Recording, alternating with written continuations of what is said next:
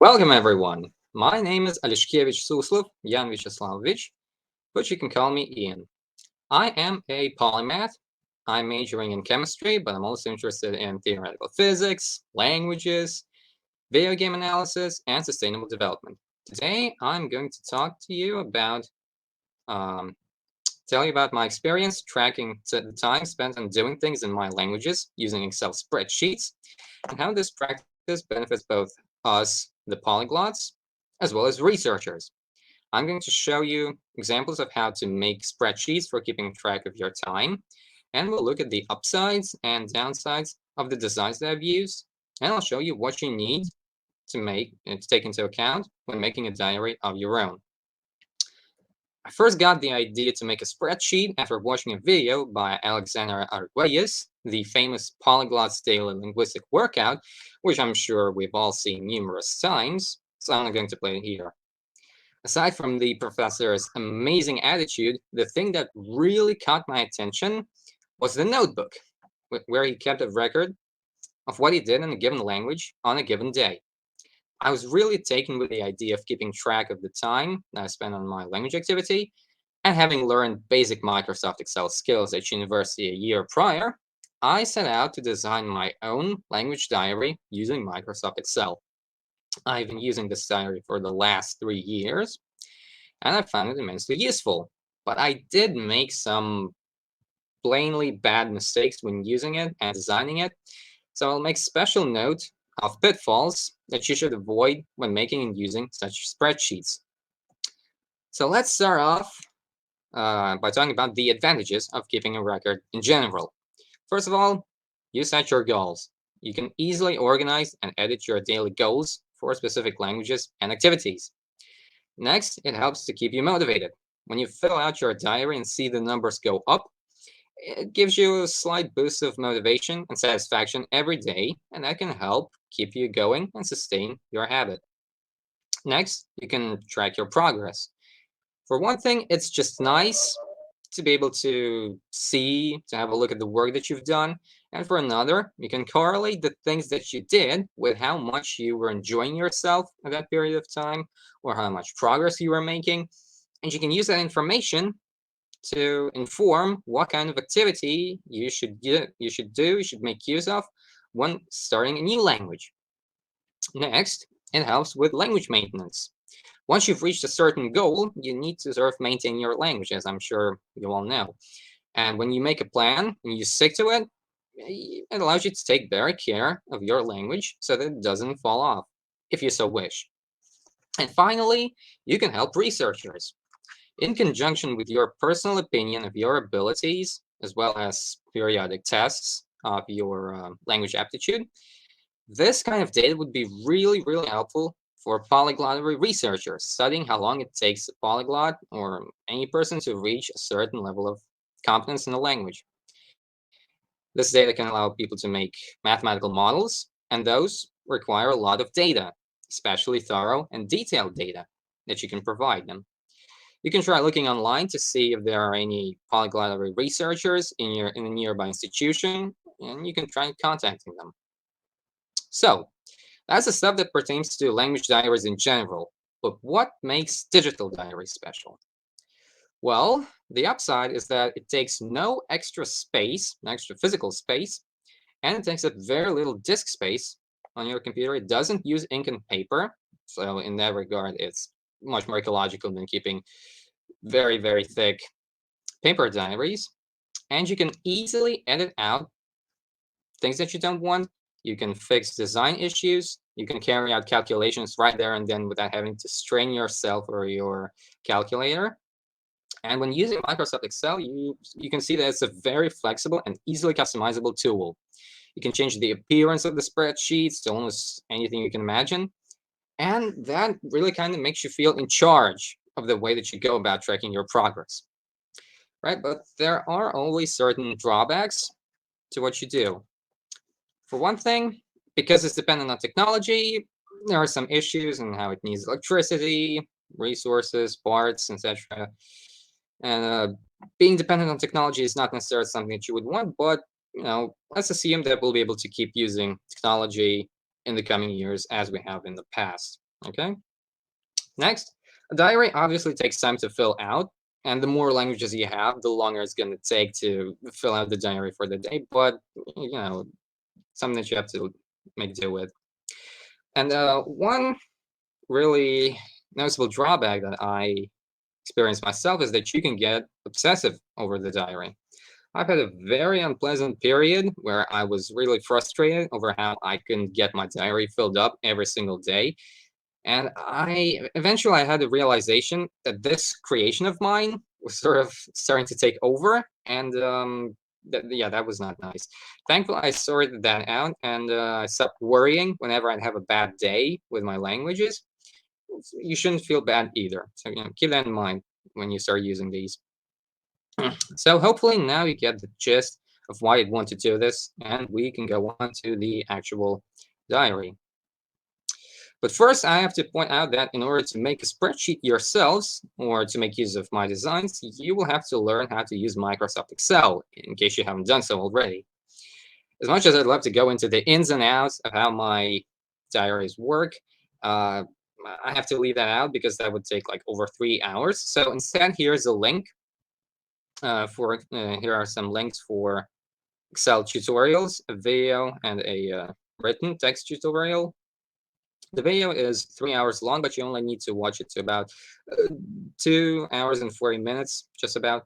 I highly recommend it if you don't know how to use Excel already, because it's very easy to do. It only takes a few hours, and it's you can use it for a lot of things in life where you need to keep track of numbers, not just languages, but also your accounting and other things. So hopefully you will do fine with that. So now let's talk about the spreadsheet itself. This is what I call the block design. So let me just go ahead and show you the actual spreadsheet. Right, so here it is. Just a second. Right, so this is what I call the block design. I have a separate sheet right here where I plan out my language activity. Right here are the plans. And right, so here in the individual cells, I write out the number of minutes that I want to spend on that language doing this particular activity. Over here, you have the time in minutes that is summed across all activities in a language. And I also sum all the time that I spend doing a certain activity over here. And then at the bottom right corner, we have the total time in hours, right? So you divide by 60, so that's hours. This is the total time that I want to spend on languages daily for a given month. Next, I copy and paste these goals, the goals that I set myself for the day, and then I go ahead and copy and paste them to a given month. So here I have the different sheets for the different months. Let's go to, I know, June of 2020. Why not? So let me just slide on over. I have this little section where I have my plans. I write out the things that I want to do, and here are the goals, right? They have to be here in order to carry out the calculations properly. And so here we have the individual days. Every block is a day in the month, and it's structured the same as the block in the plans section. But now I write the things that I did in that language for that activity. And then separately, I write the number of minutes that I spent in total on the language. Here it's 10 by 4. That means I had 4 10-minute sections. And then I sum the time spent on my total language activity in hours at the bottom right-hand corner, same as in the plan section. And then here we have the time left. It calculates how much time you have left to do in hours by subtracting the current time from the goal. Right, so that's why I wanted to set the goal. And when you're working on it every day, you can see the time tick down. And you can see, oh man, it's like all I've got is just 1 hour left. Man, there's very very little stuff left to do. So that feels nice. Then I separate the days. Instead of having weeks, I have these 5-day periods. That's simply because it's more convenient that way. It's more convenient to have 5 blocks instead of 7. the end of the week, I sum the language activity for this 5-day period. And then at the end of the month, I have my monthly totals. The average, the dispersion. You can see that I tried to make use of my statistics knowledge that I learned at university. It didn't really go anywhere. I'd explain to you what these things mean, but it's not really important. The main thing is this. This is the, right here are the totals in hours, and this is the average time that I spent on a language for that month. So, yes. And I've also used color coding to designate certain activities or certain languages. We can really see here, but whatever. So that does it for the demonstration of the actual spreadsheet. Now let's go back to the PowerPoint to talk about what it's like. So now that you've seen how it works, let's talk about the issues of this design. First off, what happens when you want to delete or add a new language? Well, you'd have to insert a row or delete a row in every one of those 6 rows in the 6x5 grid. And yeah, that's not super pleasant. It takes too long. It's kind of unpractical. And I stuck through it for these 3 years because it was my creation. But I would advise anyone who wants to use this design to do it differently, to not have to do all of this busy work every single time you want to change the language that you do. So yeah, another issue with the design is that adding things up, actually calculating things, is kind of a pain because the cells that you need to access are in highly unpredictable locations, and they are spread across multiple sheets, right? Because I have a new sheet for every month, and the cell address is different in every sheet. So it's very, very unwieldy. It's doable. You can add things up using the spreadsheet, but I would advise against it. Again, it's a lot of busy work that you shouldn't have to do in the first place. Right, so these are the drawbacks of the design itself, but there were also some things that were sort of mistakes on my part, right? So for one thing, when I started this spreadsheet in May of 2019, I tried to make these short but detailed reports of the things that I did. And that turned out to be suboptimal because it took far too long to fill out every single day. So I started to copy and paste the majority of my reports day to day, right? Which kind of defeated the whole purpose. So the lesson to be learned from this mistake of mine is that you shouldn't make these daily reports overly detailed because it takes far too much time. And another mistake that I would like to warn you against is mixing text and numbers, right? Because Excel cannot add numbers contained within an alphanumeric string.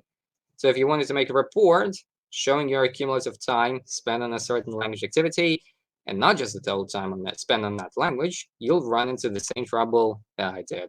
So don't do that. All right, so I realized this mistake a few months back when I decided to get in touch with Grigory Kazakov. He's a polyglot researcher at Moscow University, and he gave talks at polyglot gatherings in the past. I told him about myself, what I've been doing, and showed him my diary. Dr. Kazakov was very pleasantly surprised by this data, and we're currently thinking of ways of making use of this data. So, and it was his idea to add up the amount of time spent on certain activities in certain languages, and that's when I realized my mistake, and I had to correct it. It took a while, but yeah, just avoid that. Avoid that. Hopefully, you won't mix text with numbers in your reports. And so, to summarize, the blog design, the original design that I used, is very detailed. It's very pretty and impressive, and you can show it off to people, right? It's got all your languages in one place, so you don't have to go searching for the different languages in different places. And it's great at showing you how much time you have left in a day, right? It makes you feel good about the work that you've done. And it's great at helping you stick to your plan. However, it had some really glaring issues. Namely, making it detailed takes far too long Writing everything out just takes far too much time, and it's not worth it. It might be tempted to copy and paste your previous day's work, which is not ideal. It's highly inconvenient to add up values. And I used to make a new sheet for every month, and that causes the following problems. Adding or deleting languages is extra busy work, where you have to insert or delete a row for the language at every one of the 5-day intervals. And it makes it inconvenient to observe your previous work because the data is spread across multiple sheets in unpredictable locations. So yeah, in the end, I would recommend only using this design if you've got a handful of languages to keep track of, or if you're doing it just for yourself in order to motivate and discipline yourself. And you want to have this very pretty table to look at in the end. If that sounds like something that you want to have, then yeah, you can make do with this design. And in fact, you don't even need to make a new sheet for every month. You can copy and paste the batch of 30-something days, and copy it in different places of the spreadsheet. But still, introducing new languages would be really unpleasant. So, in order to mitigate all of the issues with the block design, I came up with a different design, which I've been using for the last month, and I've been enjoying it far, far better. Right, so here it is, the vertical design. Let me go back to the spreadsheets and show you the vertical report. Right, so here it is. So this time, instead of having blocks, we have columns. Each column represents the language, and the activities are all here. Sorry for the weird formatting. I just had to export it into Excel Online. Anyway, here the days are represented by the rows, right? And you write the number of minutes that you spend on your language activity in the cell that shows the language and the activity. The total time spent in hours is calculated right here at the top right corner of the language column. And as you can see, no matter how far you scroll, you still have the head, the top of the table. So you can see what's what in your column. You can see how far you've come with that design. I haven't come far because I've only been using it for the month of April. But still, right. And so that's one language. Yeah, all right. And then here you have the notes section. This is where I recommend you put all the text, right? So you separate the numbers that you're going to add up from the text that you will need in order to see what you've been doing, what sorts of things you've been reading. And when you start a book or a TV series or a YouTube channel, I recommend that you only write the fact that you're doing it once when you start it, and then another time, and the second time once you finished it. Don't write the same thing multiple days over. It's like, so by default, like I've been reading the Chronicle, the primary Chronicle, in Old Church Slavonic. So that's what I've been doing the whole month with reading in Old Church Slavonic, and I don't have to write that out every single day. I only write out things things of note, things that I wanted to point out about the things that happened with the language that day. So yeah, please do make use of these notes, and especially write down when you start feeling like you're really making progress in the language, when you've had that eureka effect, so to speak. So that's one language, the activities, the notes, and then all the other languages are arranged in identical columns. So here's Polish, and there's Old Norse, and also Faroese, Danish, etc., etc., and they're all organized in the exact same way. So let's go back to the PowerPoint and discuss the advantages and disadvantages of this design. So the main advantage of it is the greater mechanical simplicity. And what I mean by that, I mean that it's very easy to extract data because it's right there up top. It's easy to set up new languages because you just insert another column, right? You copy and paste the format, and it's done. You've got everything on the same sheet for all the languages and all the days and all the months. When you quit a language, you just ignore the column. You don't have to delete it. You can come back to it if you want to. You just don't touch it if you're not doing the language currently. Then it's very easy to make graphs that can show you the day-to-day progress that you've been making, so that you can see when you had dips or high points. It's got a convenient place to write all the notes to separate the text from numbers, and you can make note of the inflection point in your language study. And since the languages are sort of partitioned, and they're not dependent on each other, you can have specific activities for specific languages. If you, for instance, if you only wanted to listen to a language, you can just have the one column with listening. You don't have to write out all the other activities, right? It's better to have one column that you're filling rather than having multiple empty columns with nothing in them. You can have a specific set of activities for a language, or if you want to, if one day you find that you want to do something different with a language, you can easily edit it, and it won't affect all the other languages. But no design is perfect, and the column design also has some drawbacks. For one thing, it's nowhere near as showy and visually impressive as the block design, fortunately. Right, it's just endless columns of numbers as opposed to the previous design with all these blocks and colors and stuff. But it's functional. And then another problem that's a bit more considerable is the fact that navigating all the different languages that you have is kind of a pain, because you have to either use the search feature up top, or you have to scroll down to the latest dates, scroll sideways to get around across the different languages on the same date, unlike the block design, which had all the languages in the same place. So, it is what it is.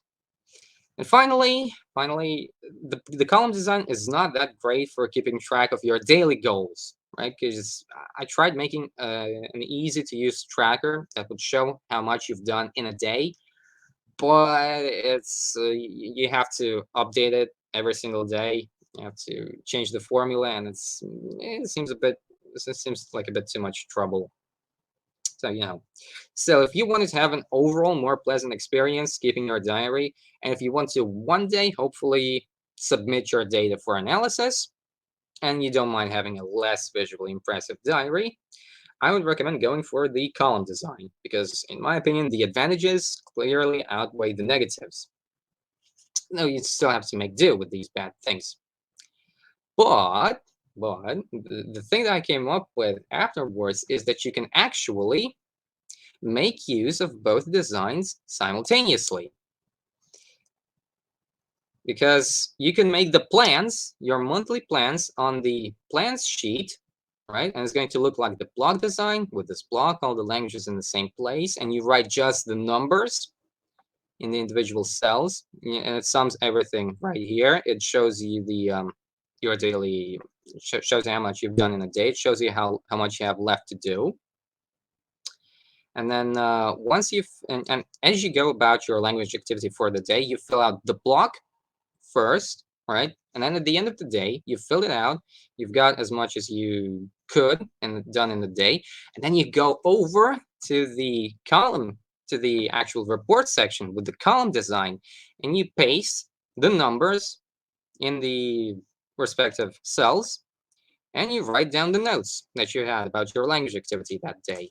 And so that way, you can cover the drawbacks of both designs, because you can have the mechanical simplicity of calculating things using the column design, and you can keep track of your daily activity to keep yourself motivated to know how much you've got left to do using the block design. And that's exactly what I've been doing for the last month, because I realized the drawbacks of the column design really pretty fast once I actually made it. And that's when I had the idea to use them both simultaneously. So I've got a blank file with the column design and the block design that are labeled as the report and the plans. So if you want, you can make use of them that way. All right, so that does that. Now, both of these designs, the column and the block, both require a good amount of typing things in and otherwise fiddling with Microsoft Excel functions. But what if you wanted to have an even simpler design, one that doesn't require any sort of fiddling with the spreadsheet other than changing the numbers every single day, even if it means giving them the time resolution? Well, in that case, I can offer you the spreadsheet design by Professor Arguelles himself. Our dear professor graciously shared his spreadsheet with me and gave me permission to showcase it and distribute it at my talk. The professor's approach, which I will briefly demonstrate in the spreadsheet section. Right, so here it is. This is the professor's spreadsheet from 2007 to 2008. He said he used it for a total of 456 days. His approach was slightly different. Instead of writing out things every single day, he wrote the cumulative number of hours that he spent on scriptorium, on shadowing, on analysis, and so on, and then calculated the total hours spent on that activity, calculated the average number of minutes that he spent per day, an average number of minutes that he spent on these specific activities, and then he calculated a few other things down here because he was interested in seeing what he did with a certain language group. So as you can see, it's slightly different because it doesn't show you the time resolution. It doesn't show you what you did at a particular point in time. It just shows you the total and the average. So it lacks the time dimension, but, you know, the professor tried to cover all of these languages, right? And trying to make a daily report with all of them is really kind of impractical. So this kind of approach, this kind of design is certainly much better suited for the absolute hyper polyglots like our dear professor. So if that's something that appeals to you, and also, like I said, it's very simple because all you do is change this number, no, wait, this one is calculated, but you just change a few of the hours of the numbers every single day, and it does the work for you. Total hours, average minutes. Oh, and you have to change the number of days that you've been using it. That's that. Much easier to use, much less hassle. So that might be something that you prefer. All right, so that does it for the professor design. Right, you can still use it. You can still use it as to track. You can still use it with a researcher because you can keep track of it. Or you can keep this diary. And then once you've had this eureka moment, this moment of realization when you're really, really understanding things, you can simply take a screenshot of the data, send it to your researcher, and then they can archive it, analyze it, see how the time needed to reach that level changes with the different languages that you're using.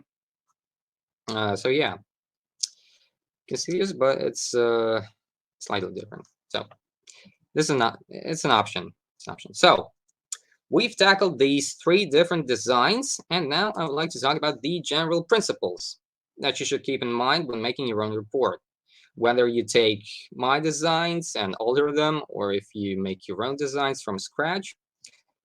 First thing is that you should decide on what you're going to do in advance. It's best to pick out the activities that you know you like doing when learning or using languages, so that you don't have to waste space with unnecessary columns. Naturally, if you're only getting started on your language learning journey, you can't really know what exactly you're going to enjoy doing, but you can always edit things out later. Next, you should think through your color coding, because I use color coding extensively in the block design to designate activities that I like to do in a certain language, which languages are being actively learned versus the ones that are being sustained, versus which ones are on rotation, namely Slavic languages. And recently, I've introduced the wildcard, a slot for the languages that I've given up on, but would like to revisit briefly, periodically. And I encourage you to come up with your own color codes, but do so in advance and try them out before full-on implementing them in your diary. Next, you need to think about how thorough you're going to be with your notes. Like I said, it's best to not be too gung-ho about the notes, because you'll have to fill them out every single day for each and every one of your languages, and it's best to keep them brief, succinct, and relevant. And finally, you should think through the keywords that you will be using in your notes. because having keywords will allow you to find certain points, certain events and aspects much easier when you use the search feature. Now, I personally have never done this myself, but when I was preparing for this talk, I realized that this would be a good idea. So I'm passing this on to you. All right, and keep a note of the keywords that you use in the plans section somewhere off to the side. Okay, well, I guess that about does it for this talk. So here's the summary. What have we learned at this talk? Keeping a language diary in a spreadsheet format helps us polyglots plan our activity, set goals for ourselves, and it adds a little bit of motivation in that we want to fill out those boxes. But we must be careful not to allow it to take it over. Next, the data that we collect is of immense use to researchers, especially when combined with language tests and our impressions in the moment that we write in the notes section. And there are a few potential designs that I have either come up with or seen. First off, we have the Arguelles design. It's best for the absolute hyper polyglots and for people who want the least amount of hassle with their spreadsheets. Next, we have the blog design, which looks really great, and it shows you what it is that you did or didn't do on that particular day. And finally, we have the column design, which is really great for calculating things and observing the long-term analysis. And I realized completely by accident that the names of these designs spell A, B, C. Just really stupid, but that's coincidences, they happen. Anyway, me personally, I recommend using the block design in conjunction with the column design, as they can cover each other's weaknesses, because the block design helps with organizing your activity and keeping track of your daily goals, and the column design is better for data collection and long-term analysis. And if you wish to get blank versions of either the vanilla block design or the column design with the block design, you can write to me on my email addresses. Try either one, see if they work. And I would be really happy to see if you guys can come up with designs of your own. You can send them to me and we can discuss them. Maybe next year, I'll be able to do a review of the designs that you have submitted. Well, that does it for my talk. Thank you all for listening. Let's do the questions now. So, the first question. What are the most valuable things, activities to track in your opinion? Well, it really depends on what you yourself prefer doing. Me, I enjoy reading and listening for the most part. Sometimes I do grammar exercises. But you really have to ask yourself that question. For instance, I rarely ever talk in the languages that I use. Oh, sorry for that. I rarely ever talk in the languages that I use, aside from English. So, you have to figure that out yourself, unfortunately. Next up, I wonder, do you also have result goals or any time investment goals? Sorry, I don't really understand. What do you mean by time investment goals? Do you mean like I want to get to a certain point by a certain amount of time? Well, if that's what you mean, then no, I don't have that. I don't have such strict plans when going into a language. I do it because it's fun, not because I need it done by a certain point. Well, at least I haven't had such experiences yet, but maybe I will. If that's not what you're asking, please specify. Okay, so that was question number 2. How do you determine how much time you want to spend for a language per month? Well, yeah, that's a nice question. Something I kind of glossed over. It depends on the how long I've been doing that language. When I'm starting a language, me personally, I prefer to spend at least an hour a day on that language. I don't do it per month. I think about it on the per day basis, and the month will just sort of works out. I spend about an hour a day on a new language, unless it's a Slavic language, in which case I only need like 30 minutes per day.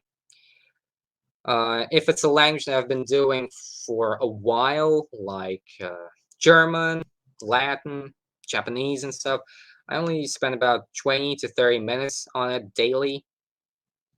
because, well, I only need to maintain it. I don't really need to go any further with it, so I just want to keep it there, but also I don't want it to take up too much time.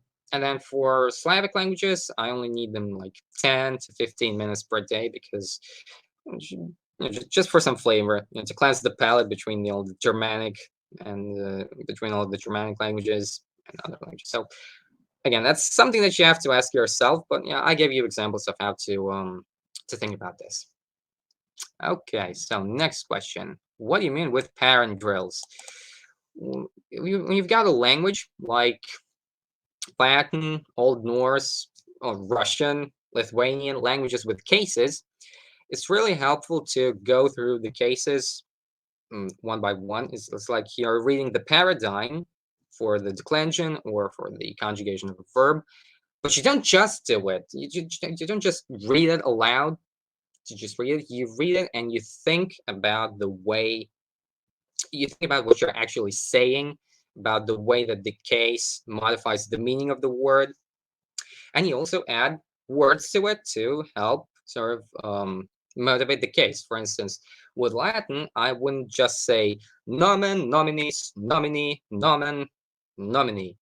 I would say something like um, sonus nominis, the sound of the name, right? So I associate the genitive case with the thing that describes. So sonus nominis, the sound of the name, or do nomini, I give to the name, and stuff like that. And I go through the whole paradigm, imagining it and giving the context words for it.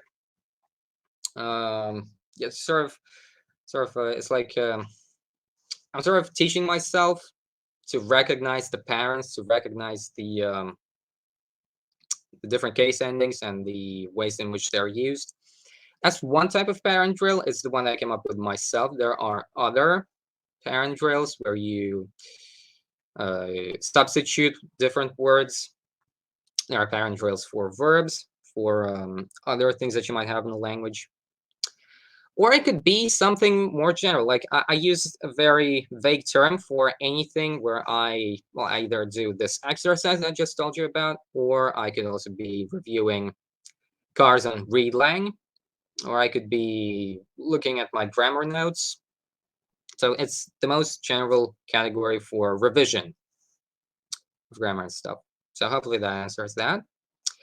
Off-topic question. Why are you studying Old Norse and Faroese? These are two languages I'm also planning to learn in the future. Well, I'm learning Faroese because I really, really love the way it sounds. It's got such unique diphthongs that you don't get anywhere else.